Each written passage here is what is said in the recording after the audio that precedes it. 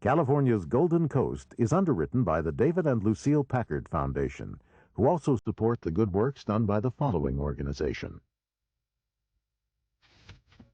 I have a ton of respect for the ocean. It's like a friend, so you've got to treat it like a friend, or better. Think about it. The ocean is a source of power. It gives us food, it gives us life and a place to play. It makes our weather, and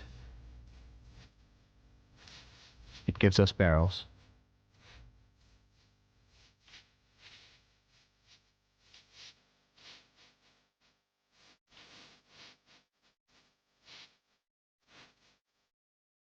Hello everybody, I'm Huell, and here we are right in the middle of Guadalupe, which is this wonderful little colorful historic agricultural town located right on our state's central coast.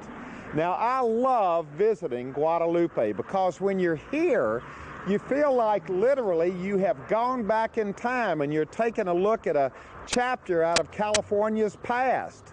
But as wonderful and historic as Guadalupe is, we're not here to hang out in town. Our destination is a couple of miles from here, and it's right on the coast, right on the ocean. Spectacular 22,000 acres of something you have to see to believe. But enough of this talk, let's get there. We're going to have an honest-to-goodness adventure, and it's all going to take place on California's Golden Coast.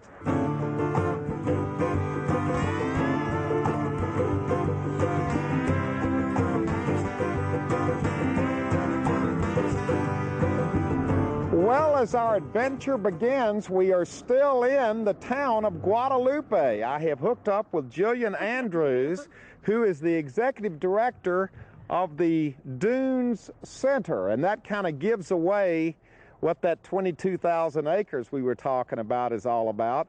We're heading for the dunes. But Jillian, before we go to the dunes, it's advisable for people to stop here at the Dunes Center. Now, why should they stop here in addition to seeing this wonderfully restored craftsman-style house and kind of getting up to speed on the town of Guadalupe? Well, it's because we want you to have the best possible experience, and there is just an abundance of interest out there in the dunes. And depending on whether you've got an hour, a day, or a week, we want you to make the most of your visit. Now, what kind of things, what are our options? Well, your options are a short drive through the dunes to look at the ocean. You can go for a fabulous 2-mile stroll. We can take you on an extremely strenuous 12-mile hike, so just depending what you want to do. And when you come here, we're going to be able to give you maps and information, and you are just going to be amazed. There is no place on earth like this. So this is unique. Absolutely. As I said, there's no place on earth like it. Where else are you going to be able to see 2,400 different plants, birds, and animals? Where else are you going to see this just exquisite California coastline? Where else are you going to see dunes where people have hiked and photographed and shot movies like yourself? It's here. It's all here. Well, with a build-up like that, we couldn't get there fast enough. Leaving the town of Guadalupe, traveling a few miles on a little road that cut right through the agricultural fields and ending up at the entrance to the dunes, and the beginning of one of the most exciting and interesting adventures I've ever had.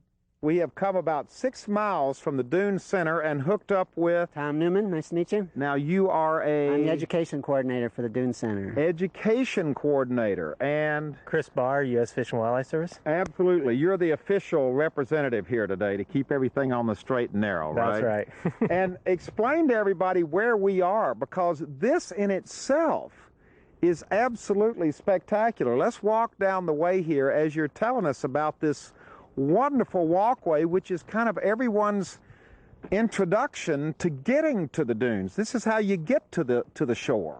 Correct. We're north of the Guadalupe Dunes National Wildlife Refuge at a site known as Ozaflaco Natural Area. It's part of the state park system. And this wonderful little pathway here? Yeah, we're kind of walking through a riparian corridor and on our way out to the beach, and it's just beautiful. It's a very popular birding spot. What kind of a corridor? A riparian corridor. We got willows and some of the brushes that line the Ozaflaco Creek that feeds out into the ocean from here. Boy, what a wonderful introduction. And no cars are allowed, so that you're really immediately right in nature. Right in the mix of it, and it's just exciting as you walk out to the beach, the transitions you go through, seeing the wildlife right off the bat from where you park.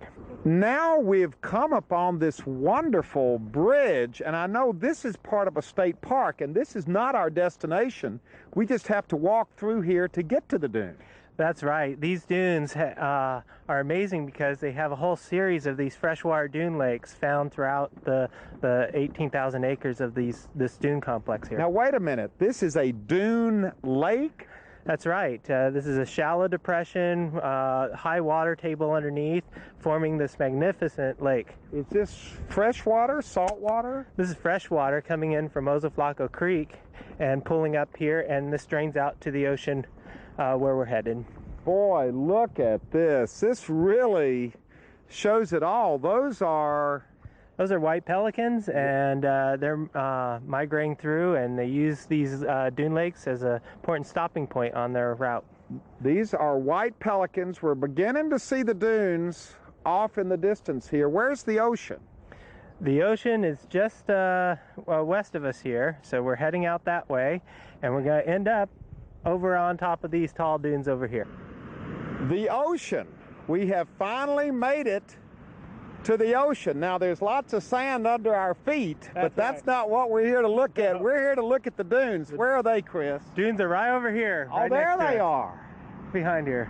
Now how far down do the dunes go? From Pismo Beach down to Vandenberg Air Force Base, about 22,000 acres. Now we're going to be able to get really out in the dunes, aren't we? We're going to be able to actually walk in the dunes themselves. We are. We're going to explore the dunes of the Guadalupe Dunes National Wildlife Refuge. And where do we do that? How do we get to them? We're going to go right down here and cross Ozaflaco Creek and make our way into the back dunes and explore. So we're going to go down to the ocean, cut over, and then cut back into the dunes. That's right. Because so far I haven't seen these massive dunes that I thought I was going to see. Yeah, the dunes extend for about 3 miles behind us, so we'll be able to get to some really tall dunes and see some expansive views of the refuge. So the dunes, the biggest dunes, aren't right out here on the beach itself. They're inland. That's right. So we've come in, we're going to go down, and then we're going to go back. We're going to go back and see the wilderness area here in the dunes. I can't believe this beach. Is it ever crowded, or is it always open and beautiful like this? This is one of the last remaining wilderness dune areas in California, and we get about 22,000 people a year who come out. A year? A year. There are that many on Santa Monica Beach in an hour. So this place is always open and pristine, and yeah, it's a great place of California's natural treasures to get out here and explore on your own and have that wilderness experience right close to the ocean. And it's deserted like this even in the summertime?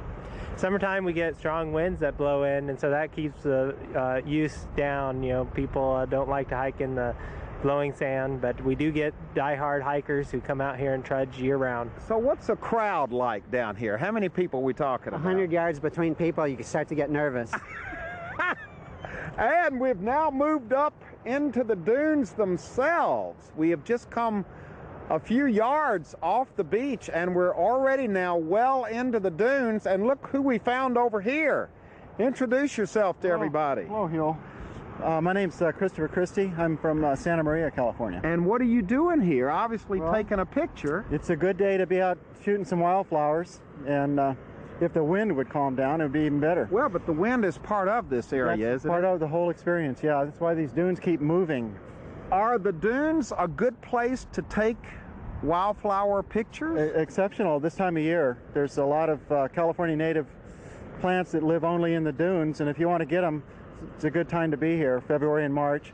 If you go up a little further, there's a place called Coreopsis Hill that's just beautiful. Well, we're heading into the dunes. There's a lot to see up there? Yeah.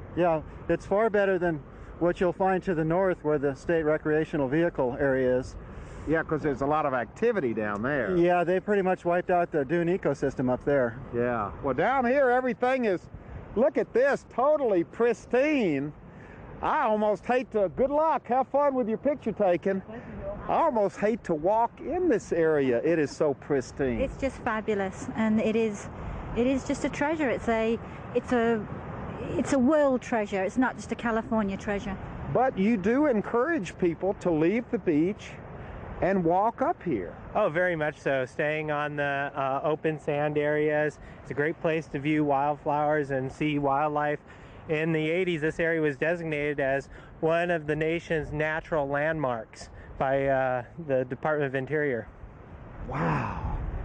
Look at this, Cameron. This is just absolutely beautiful looking up here. And you can see the way the sand has been affected by the wind. And all of these little mounds.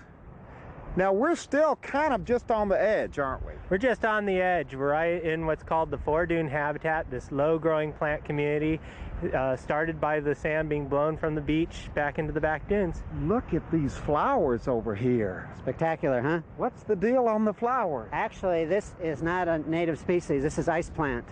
Uh-oh, so these are the bad guys. There's programs going on to get rid of these. They choke out the native plants, and the animals that live here don't eat ice plants, so their food gets pushed aside. How did they get here? Wind, birds, many different ways, many hundreds, 100 years or so since Europeans have been coming. And here's part of a bird that didn't make it. Yep, foul play again. So there's a lot of this natural Yep.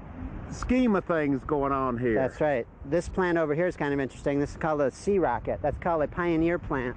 This is the first plant that establishes a new dune. And actually right here you can see how dunes are formed. A plant will just get a little foothold. You can see the wind blows this way and the sand starts gathering at the plant. So the plant grows a little higher, the dune grows a little higher, and that's how dunes are formed, by these pioneer plants. Then once this has it established, then other plants can come in and have a home. So you mean this is the beginning right here? Right? Of a dune? What could be a 500-foot tall dune someday. Here's another one here. Exactly, this is pretty new. Here's another one here. If you take something and you just stick it down in the sand, you'll see it forms a shadow behind it where it kind of starts to build up, and that's the way these were formed, as a little tiny one. So this is the beginning, and there they are. Yep. Look at the size of these dunes. Some of the dunes out here are 400 or 500 feet tall, so it's pretty impressive. What are we looking at here? What we're looking at is we're moving into an open sand sheet, which is the... Wait a minute, what? Open sand sheet, this sand that's been blown in on top and forming these tall open sand dunes. So this goes, look, as far as you can see out here. That's right, and there's always the interplay between the vegetated dunes and these open sand sheets. Now the open sand sheets are the ones that are always blowing, and oh my gosh, look over here. There you can see where the wind is kind of piling it up and moving the dunes back. Now you're beginning to really get a sense of the size of these dunes. Oh, that's right. How far back do they go? Extends about 3 miles. And just a mixture of vegetated dunes, dune swale habitats, and these open sand areas. Now you're using some technical terms here, but the question is, why are these dunes here and nowhere else? There used to be a lot more dune systems like this in California. Where? San Francisco Peninsula used to be an open dune habitat. Like this? Like this. And the areas around the Los Angeles had dune systems like this. And now we have only a few, like up in Humboldt Dunes. They have dunes similar to ours. Up near Eureka. Up near Eureka. And then here in the Guadalupe Dunes. Wow, can we stand up on the top of this one? Yeah, we can go right over hurt here. The vegetation? But just watch where you step. Because look at this, Cameron, if we go right up here, oh, wow. Let's go up to the very top and look at this. This really gives you a beautiful panorama. And again, this is just a tiny, tiny part of what's here. We're just scratching the surface. Off in the distance you see the more vegetated dunes to the south of us. Right in front of us here we have these swale communities where it's vegetated and wetland type of habitats in between these dunes. So it's just not all a pile of sand. And that's probably the biggest misconception, isn't it? That a sand dune is just a big pile of sand. That's right. You know, people when they think of their beach areas think of just the sand on the beach strand.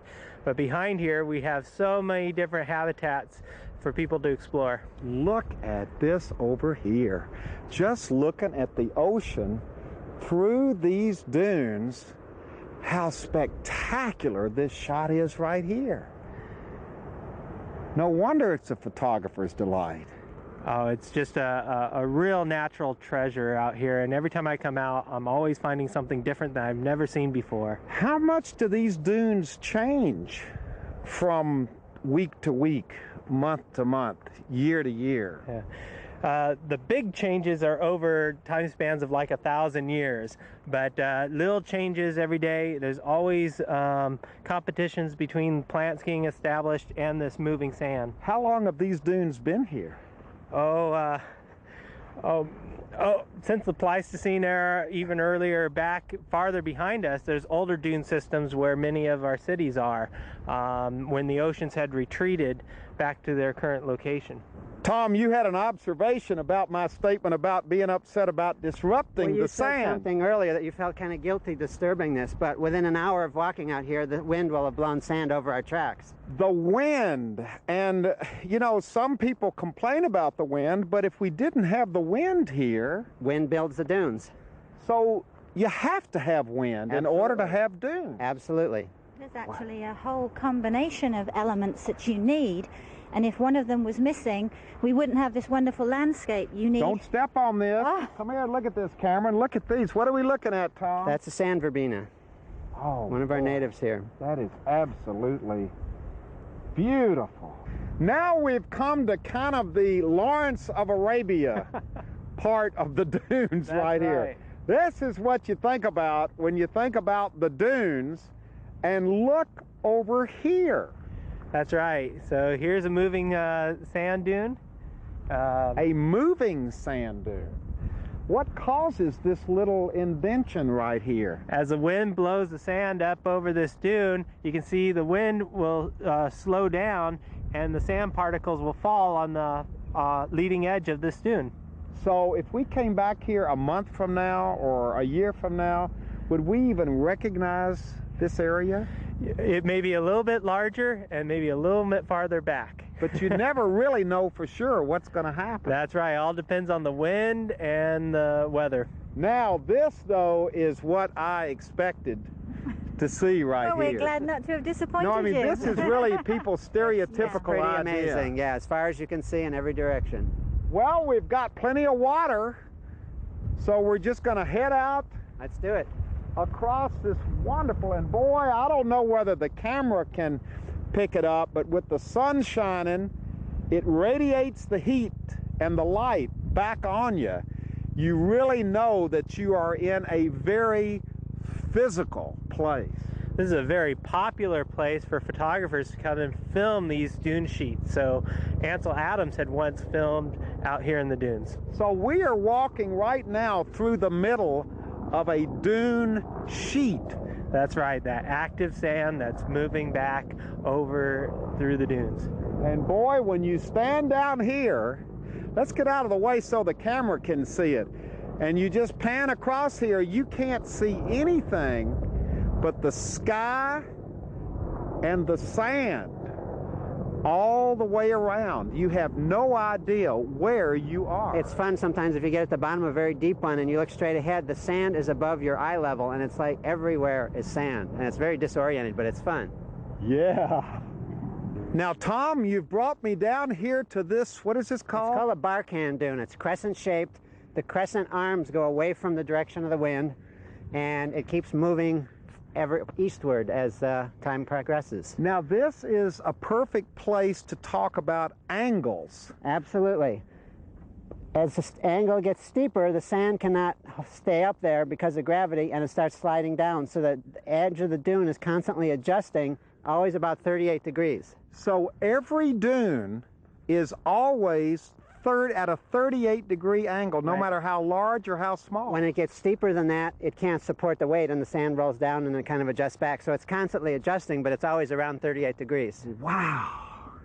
That is Amazing fact. amazing. And now we're in another one of these indentions down here that when you pan around and look at it, as far as you can see, there's nothing but sky and sand. Now I kind of understand how people could get lost in the desert. Oh, very easy, yeah. When there's nothing, no horizon, no landmarks, it's very easy. And you can also look right up here at the top. You can see this sand blowing right over the top. Yep. And it's keeping it that 38-degree You angle. can see right at the top it's very smooth, and then as it starts rolling down you have these ridges because the different weights of sand, the grains of sand are various sizes. So it's like mini landslides going on constantly. Wow, it is so weird being right down here too, because we are literally, when you sit down here, It's quite a sight. And actually the geologists have studied this area, and they think the sand is about 3,000 to 4,000 feet thick at this point. there's 3,000 feet of sand beneath us. Right, so if we start digging now, It's going to take a while. yeah.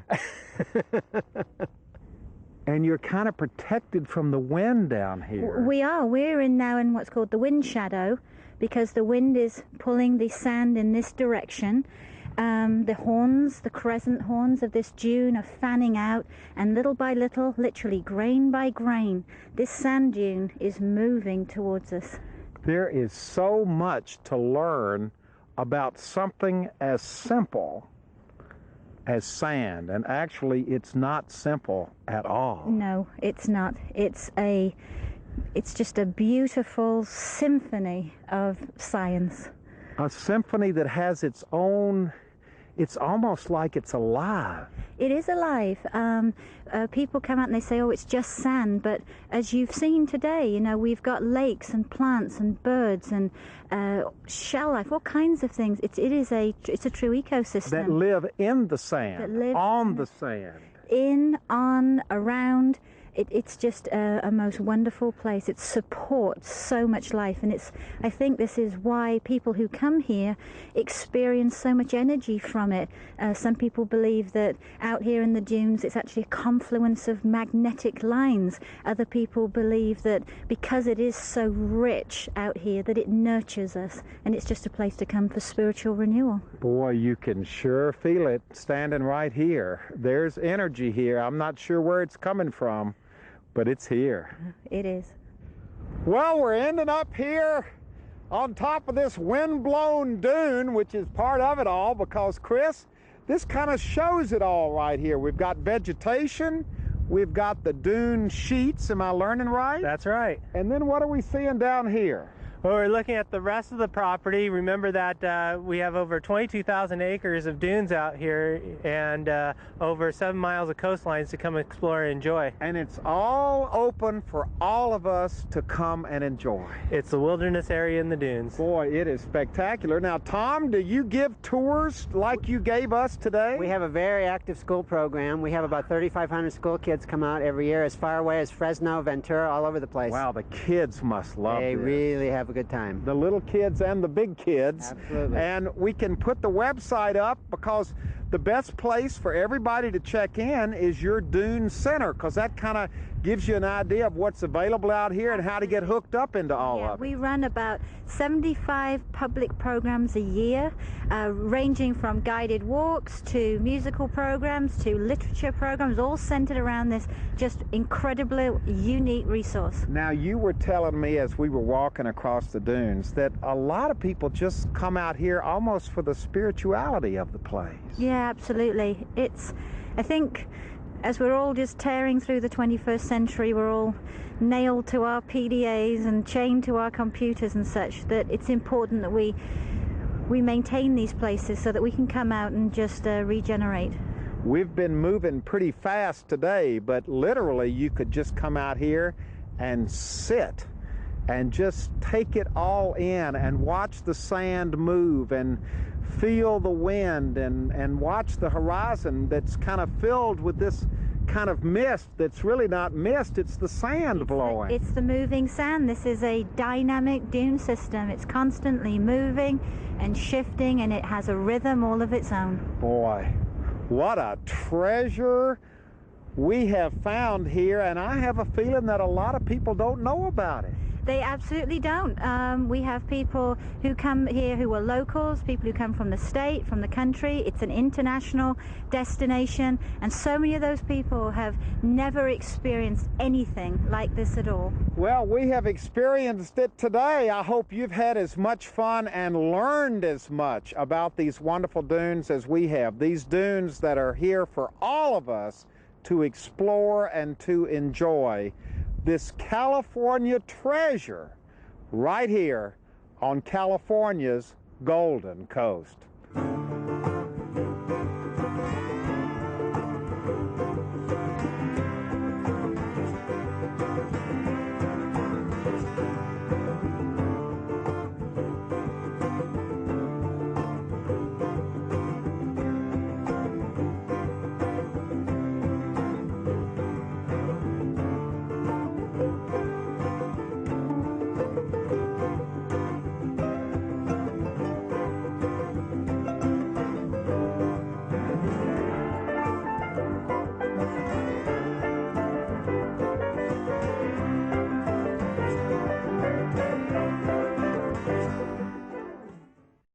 Well, hello, everybody. I'm Huell Hauser, and I sure hope you enjoyed this adventure on California's Golden Coast.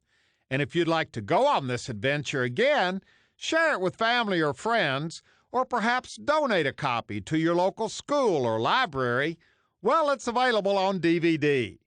All you have to do is call 1-800-266-5727, and we'll be glad to send it to you right away. California's Golden Coast is underwritten by the David and Lucille Packard Foundation, who also support the good works done by the following organization.